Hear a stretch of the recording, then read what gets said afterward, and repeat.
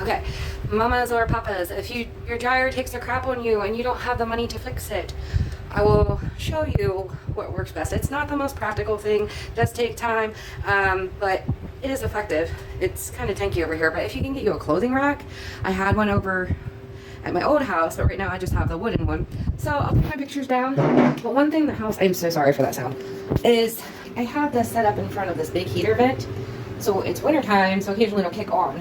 I have the fan, and I have my clothes hanging up there. It's not a big load, but this is effective. Another way you can do it is using a closet. You can line the clothes up and at least leave a space about 1.5 inches so the air can go up in it. Also, I have vents. I'm trying not to wake my daughter up. I have vents over above, oh good lord, above like my door. So if you get you some door hooks, you can hang like a shirt with, you know, underwear on top of it, and that heat will come down and it'll be dry in no time. And you're keeping your house warm and you're drying your clothes at the same time. Why not?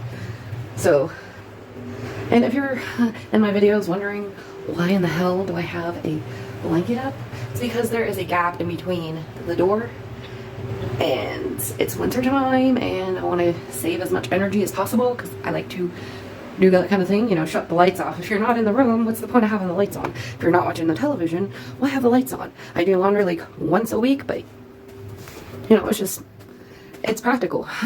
And you know, there are certain tricks that you can save your money. Like, I'm gonna do a video on Ibotta, and all of my daughter's birthday presents, school supplies, school clothes, her gifts for her party, her paper plates, her toys, snacks, everything, 0 out of cost. Yes, I will teach you how. It is awesome. I have a nice little stockpile of the essential items in case we need water, laundry soap, dish soap, toilet paper, etc. You get the idea. And those things didn't cost me anything, or very, very little.